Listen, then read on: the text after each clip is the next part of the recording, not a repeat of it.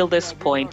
And I'd like to stress, we still have some goals to accomplish, and we will achieve these goals either through agreement and consensus or through renewal of the war, because we are ready to do so whenever necessary. And now what do we have? Ben-Gvir threatening nukes. And by the way, if you haven't heard, China and Pakistan have said that if Israel nukes Iran, they will nuke Israel. So here we are on the precipice of a nuclear holocaust because this baboon is in office and he's like, oh, Bibi, how can I make you happy? Can you please give me more money? Am I going to be a hero, Bibi? I can't stand this guy. And doing the exact opposite of what he promised.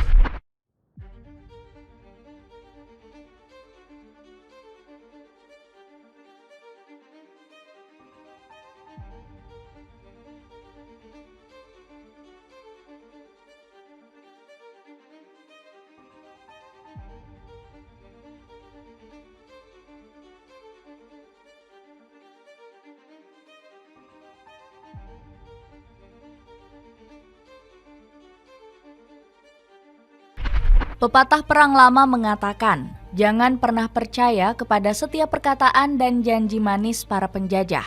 Dan hal itulah yang langsung dibuktikan oleh Israel dan Amerika Serikat. Baru selang 1 hari setelah menaikkan perjanjian damai dengan Iran, dua negara tersebut kembali berulah. Israel melakukan pembantaian besar-besaran dengan ratusan serangan ke wilayah Libanon. Donald Trump yang bertindak layaknya sengkuni justru menyebut Libanon tidak termasuk dalam kesepakatan. Dua penjajah tersebut juga kembali melanjutkan bombardir ke fasilitas energi Iran. Namun, publik internasional tidak mau tinggal diam melihat tindakan bejat Israel dan Amerika. Sejumlah negara raksasa termasuk Eropa terus menekan para penjajah. Sementara itu, Iran juga melawan dengan menutup Selat Hormuz dan mengumumkan kelanjutan perang. Negeri para mullah mendapat sokongan intelijen hingga nuklir dari sekutu seperti Rusia, Cina, dan Pakistan. Akankah Israel dan Amerika mendapat hukuman telak setelah mencederai gencatan senjata? Simak pembahasannya berikut ini. Kebiadaban penjajah melanggar gencatan senjata. Rasanya baru kemarin kita semua bernapas lega setelah terjadi gencatan senjata di Timur Tengah. Amerika Serikat selaku penjajah menyepakati 10 tuntutan yang diajukan Republik Islam Iran. Namun hanya butuh waktu 1 hari sampai perjanjian sakral tersebut dinodai. Ya, Amerika Serikat bersama sekutunya Israel kembali memanaskan situasi di Timur Tengah. Tidak hanya 1, 2 penjajah tersebut melakukan 3 pelanggaran sekaligus. Bahkan parade pelanggaran Israel dan Amerika dimulai dengan sebuah serangan yang terlampau brutal. Negeri Zionis membombardir sekutu Iran. Siapa lagi kalau bukan Libanon?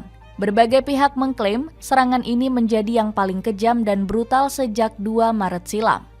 Menurut media Al Jazeera, Israel membombardir Libanon sebanyak 100 kali hanya dalam kurun waktu 10 menit. Bayangkan, 10 serangan udara per menit dilakukan tanpa peringatan dan disebar ke seluruh wilayah Libanon.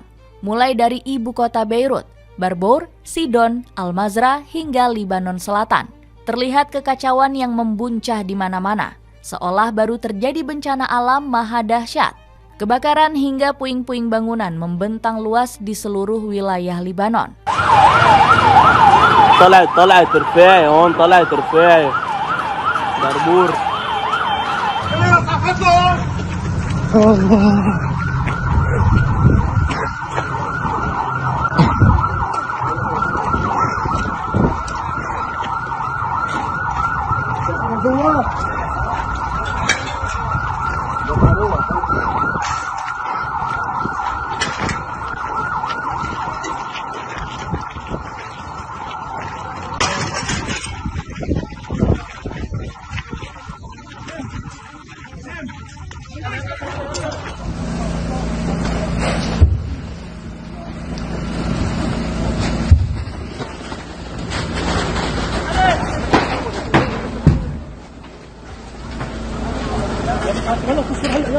Agresi brutal yang dilakukan negeri Zionis turut memakan banyak korban. Berdasarkan laporan Kementerian Kesehatan Libanon, setidaknya terdapat 250 korban tewas serta lebih dari 1.000 orang terluka hebat. Jumlah tersebut masih berpotensi membengkak mengingat agresi yang terus berlanjut dan menghambat proses evakuasi. Ironisnya, serangan Israel ini nyaris merenggut nyawa Menteri Luar Negeri Belgia, Maxime Prevot. Menurut pengakuannya di sosial media, pria 47 tahun itu tengah berkunjung ke Libanon untuk mendiskusikan gencatan senjata di region Timur Tengah. Tepat sebelum bertemu Presiden Aoun, Israel melancarkan serangan terbesar sejak awal permusuhan tanpa peringatan sama sekali. Kami berada di kedutaan besar bersama delegasi saya, hanya beberapa ratus meter dari tempat rudal menghantam, tulis Prevot. Kini yang menjadi pertanyaan, mengapa Israel kembali melanggar gencatan senjata yang telah disepakati Iran dan Amerika Serikat? Bahkan Benjamin Netanyahu menyebut Libanon tidak termasuk dalam kesepakatan tersebut. Yang lebih menjengkelkan, klaim dari pemimpin Zionis ini juga diamini oleh para pejabat Amerika. Sebut saja Caroline Leavitt selaku juru bicara Gedung Putih, yang menyebut Amerika tidak memasukkan Libanon dalam kesepakatan. Lebanon is not part of the ceasefire. That has been relayed to all parties involved in the ceasefire. As you know, Prime Minister Netanyahu put out a statement last night in support of the ceasefire, in support of the United States' efforts, and he's also assured the president they'll continue to be a helpful partner throughout the course of the next 2 weeks. Hal serupa juga diutarakan oleh Wakil Presiden Amerika yakni J.D. Vance. Politisi 41 tahun ini bahkan menilai Iran telah salah paham soal Libanon yang tidak diikutsertakan dalam gencatan senjata. I actually think, and there's a lot of bad faith negotiation and a lot of bad faith, propaganda going on. I think this comes from a legitimate misunderstanding. I think the Iranians thought that the ceasefire included Lebanon, and it just didn't. We never made that promise. We never indicated that was going to be the case. What we said is that the ceasefire would be focused on Iran and the ceasefire would be focused on America's allies, both Israel and the Gulf Arab states. Dua pernyataan tersebut sungguh tidak masuk akal jika kita menilik ulang pernyataan Perdana Menteri Pakistan Shehbaz Sharif. Dirinya yang bertindak sebagai mediator menyebut kesepakatan kedua pihak juga melibatkan Libanon. Lantas, mengapa Amerika justru mendukung serangan Israel meskipun bisa mengancam gencatan senjata? Dugaan terbesar mengarah kepada ambisi duta Benjamin Netanyahu yang masih menginginkan perang. Politisi Partai Likud itu mengaku belum puas dan masih punya sederet tujuan yang belum tercapai. Di antaranya termasuk mimpinya untuk menghapus seluruh uranium Iran. Padahal dalam kesepakatan, Amerika berjanji tidak akan menyentuh kekayaan uranium milik Teheran. And as for the enriched material, which still remains in Iran, and just like as senior officials in the Trump administration have said, this material, the enriched uranium, will completely come out of Iran, and it will be done either by agreement or by renewing the war. Di sisi lain, dugaan kedua mengacu kepada kekecewaan Israel yang tidak dilibatkan langsung dalam negosiasi. Menurut laporan CNN, rezim Netanyahu baru diberitahu soal gencatan senjata saat memasuki detik-detik terakhir negosiasi. Pejabat Israel yang tidak disebutkan namanya sampai menggambarkan situasi tersebut sebagai kejutan total. Negeri Zionis yang tidak mau berdamai dikabarkan masih mencoba membujuk Amerika untuk membatalkan gencatan senjata. Alhasil, Amerika yang sudah terlanjur sepakat dengan Iran dan Pakistan tidak punya cara lain untuk menyenangkan sekutunya. Negeri Paman Sam menghalalkan serangan ke Libanon sebagai dalih untuk melanggar kesepakatan. Hal ini sampai dicibir oleh anggota Dewan Kebijaksanaan Iran, Mohsen Razei. Serangan Iran yang telah menimbulkan hari-hari kelam bagi Amerika telah mendorong jenderal-jenderal Amerika, bangsa-bangsa, dan pemerintah-pemerintah di seluruh dunia untuk mendesak Amerika agar keluar dari perang. Namun Netanyahu telah memaksa Trump untuk melakukan bunuh diri politik, kecam Razei. Namun serangan ke Libanon hanyalah satu dari sekian pelanggaran agresor di hari pertama gencatan senjata. Pasalnya Israel juga dikabarkan mengirim drone ke wilayah udara Iran. Sebuah UAV Hermes 900 milik Zionis dikabarkan melintas di Provinsi Fars. Korps Garda Revolusi Islam Iran mengaku bertindak tegas dan menembak jatuh pesawat nir'awak tersebut. Kemudian insiden ini disusul dengan penerbangan pesawat Mirage 2009. Armada tersebut dicurigai kuat sebagai kiriman Uni Emirat Arab, selaku satu-satunya operator Mirage 2009 di Timur Tengah. Menurut laporan, pesawat tersebut menyerang fasilitas petrokimia di Pulau Lavan, bagian selatan Iran. Sebuah kilang minyak langsung terbakar hebat hingga memunculkan asap hitam tebal.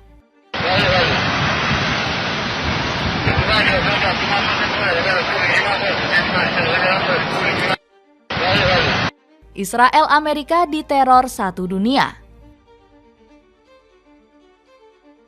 Tindakan semena-mena Israel dan Amerika Serikat yang melanggar gencatan senjata tentu tidak dibiarkan begitu saja oleh publik internasional. Sederet negara turut mengecam aksi tak terpuji para agresor yang meludahi janji suci dengan Republik Islam Iran.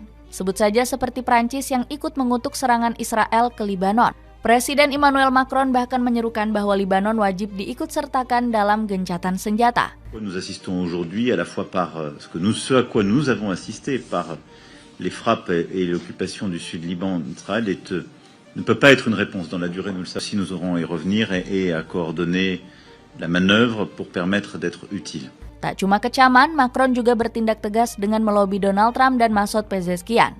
Bersama kedua presiden tersebut, Macron menekankan pentingnya menghormati gencatan senjata. Hal serupa juga diungkapkan Shehbaz Sharif selaku Perdana Menteri Pakistan dan mediator gencatan senjata. Dirinya tampak kecewa setelah terjadi pelanggaran, serta menyerukan seluruh pihak untuk kembali kepada kesepakatan. Pelanggaran gencatan senjata telah dilaporkan di beberapa tempat di seluruh zona konflik yang merusak semangat proses perdamaian. Saya dengan sungguh-sungguh dan tulus mendesak semua pihak untuk menahan diri dan menghormati gencatan senjata selama 2 minggu sebagaimana telah disepakati, kecam Sharif. Sementara itu, respon lebih keras ditunjukkan oleh Perdana Menteri Spanyol Pedro Sanchez. Pria yang sejak lama menentang Israel dan Amerika itu mengeluarkan cercaan kepada Benjamin Netanyahu. Menurutnya, sang pemimpin Zionis adalah sosok yang hina dan tidak boleh dibiarkan berbuat semena-mena. Hari ini, Netanyahu melancarkan serangan terberatnya terhadap Libanon sejak dimulainya ofensif. Kehinaannya terhadap kehidupan dan hukum internasional tidak dapat ditolerir, kecam Sanchez. Tak cukup di situ, pria kelahiran Madrid itu juga mendesak realisasi 4 poin tuntutan. Di antaranya termasuk memasukkan Libanon ke dalam kesepakatan, serta desakan terhadap komunitas internasional untuk mengutuk pelanggaran Israel. Selain itu, Sanchez juga mendesak Uni Eropa agar menangguhkan perjanjian kemitraan dengan Zionis, serta tuntutan sanksi seberat-beratnya kepada Israel yang sudah melanggar gencatan senjata. Di sisi lain, Spanyol punya motivasi tersendiri di balik sikap kerasnya terhadap Israel. Pasalnya, prajurit Unifil asal negeri Matador dikabarkan turut menjadi korban dalam agresi Zionis ke Libanon. Hal serupa juga dialami oleh Italia yang menuntut penjelasan dari rezim Netanyahu. Seperti halnya yang diungkapkan Antonio Tajani selaku Menteri Luar Negeri Italia. Kami ingin menghindari terjadinya Gaza kedua. Kami akan menegaskan kembali konsep ini kepada Duta Besar Israel. Kami mengutuk pemboman terhadap penduduk sipil Libanon, termasuk insiden penembakan yang dialami oleh pasukan Unifil kami, serta menuntut jaminan keamanan total. Lantas, bagaimana respon Iran setelah dikhianati oleh para agresor? Seperti diketahui, Iran selalu menolak ajakan negosiasi dengan Amerika selama perang 1 bulan kemarin. Kepercayaan mereka telah terkikis setelah negeri Paman Sam berulang kali melanggar kesepakatan. Dengan adanya pelanggaran dari kubu Israel, maka perdamaian yang baru seumur jagung berpotensi kembali kandas. Hal ini sudah ditegaskan oleh Ketua Parlemen Iran yakni Mohammad Bagher Ghalibaf. Menurutnya, situasi terkini telah membuat pembicaraan antara Iran dan Amerika pada 10 April mendatang jadi tidak memungkinkan. Artinya, gencatan senjata dan seluruh kesepakatan sangat mungkin untuk dibatalkan. Oleh sebab itu, Menteri Luar Negeri Abbas Araghchi melayangkan kritik habis-habisan kepada Amerika yang tidak serius menjalankan kesepakatan. Ketentuan gencatan senjata sangat jelas dan tegas. AS harus memilih gencatan senjata atau perang yang berlanjut melalui Israel. Tidak bisa keduanya sekaligus. Dunia melihat pembantaian di Libanon. Bola ada di lapangan AS. Dan dunia sedang mengamati apakah ia akan bertindak sesuai komitmennya, tegas Araghchi. Tak sekadar ngoceh belaka, Iran langsung melakukan manuver keras untuk menghukum para penjajah. Negeri para mullah dikabarkan langsung menutup kembali Selat Hormuz yang selama ini menjadi tujuan Amerika. Bahkan sebuah kapal tanker Aurora terlihat langsung berputar 180 derajat meninggalkan selat tersebut. Hal ini bisa menimbulkan prahara bagi Amerika yang mendapatkan tekanan dari seluruh dunia untuk mengembalikan jalur perdagangan tersebut. Sementara itu, Mohsen Reza yang sudah geram segera mengutuk kelakuan Israel. Menurutnya, Iran bakal berdiri setia bersama Libanon dan menghukum keberingasan Zionis. Ex-komandan IRGC itu juga menegaskan balasan serupa bakal dialami Paman Sam jika mengotori gencatan senjata. Benar saja, Iran dikabarkan langsung mengumumkan gelombang serangan ke-100 dalam operasi Janji Sejati. Bahkan Majid Mousavi selaku Komandan Angkatan Udara IRGC mengaku bakal menjatuhkan serangan yang lebih menyakitkan. Fase baru perang dimulai. Dengan sistem rudal Fateh dan Khaybar Shekan peluncuran ganda yang baru ditempatkan, Semua serangan sebelumnya dilipat gandakan 2 kali.